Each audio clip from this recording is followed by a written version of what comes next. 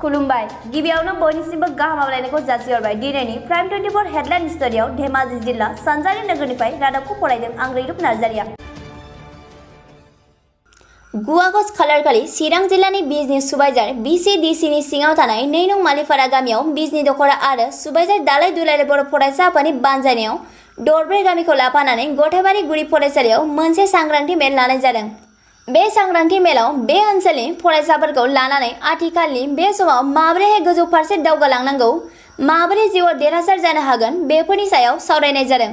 बे समाव जों नोंथांमोननो फोरमायफिननो सानदों बिजनी दखरा आरो सुबाइजार दालाय दुलाराय बर' फरायसा आफादा जयै लोगो नांनानै ओनसोलनि फरायसाफोरखौ लानानै सांग्रांथि मेल खालामदों। बे मेलाव फरायसाफोरा माबोरै आथिखालाव सोलोंथाइ लानांगौ, माबोरै जौगानांगौ बेफोरखौ सावरायनाय जादों। आथिखालाव कर'ना भाइरासनि गिख्रंथाव साग्लोबनायाव हादरनि गासै फरायसालिमाफोरा बन्द जानानै दङ। फरायसाफोरा देग्लाय बोसोराव मोननांगौ बायदियै फोरोंथाइ एबा सोलोंथाइखौ मोननो हायाखैसै। बेबायदि समाव बिजनी दखरा आरो सुबाइजार दखरा दुलाराय बर' फरायसा आफादा सांग्रांथि मेल खुंनानै फरायसाफोरखौ थुलुंगा होनाया थारैनो बाख्नायथाव आरो साबायखर बावथाव हाबा। गुबुननिफ्राय जाहैनो हागौ बिनि सायावबो दा आलासि बिथाङा मोजाङैनो बुंगोन। जास्ट आं एसेल' बेफोरनि सोमोन्दै सुंद'ल' बुंलांगोन, बांद्राय एसेबां बुंनाय नङा। माखासे पइन्ट्सखौ जोंहा नेहाथारि बिथाङा बुंगोन।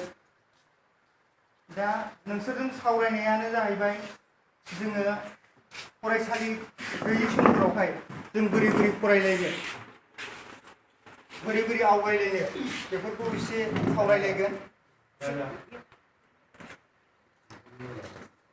ओरैनो मा क्लासनि दङ जों बेखौ एसे नायनानै लाग्रोनि ना। हाई सेकेन्डारिफोरनि दं नामा?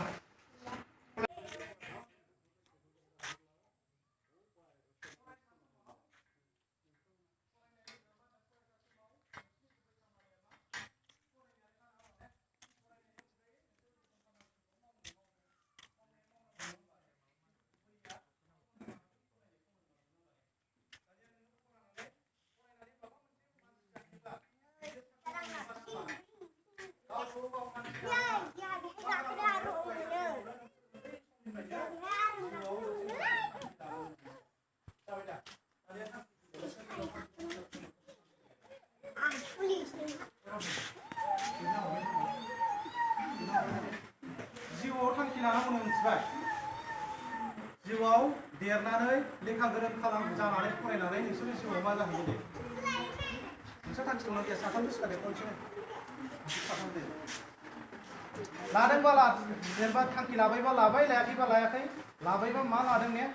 जे लायाखैबा लायाखै होनबानो जाबाय ने? सिखादो साथामबो लादों, नोंहा लायाखै होनदों ने? लायाखै।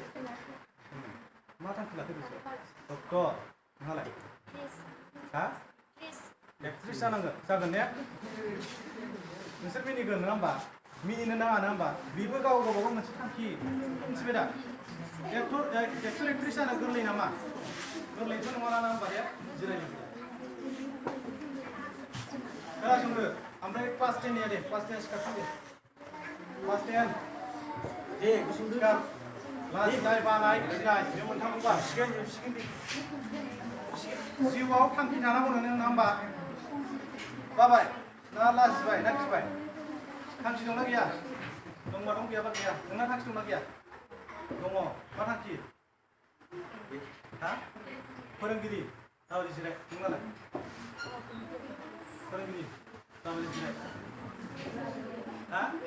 फोरोंगिरि मा होनदों? नार्स, डक्टर, IPS, पुलिस, मा जानो होनदों?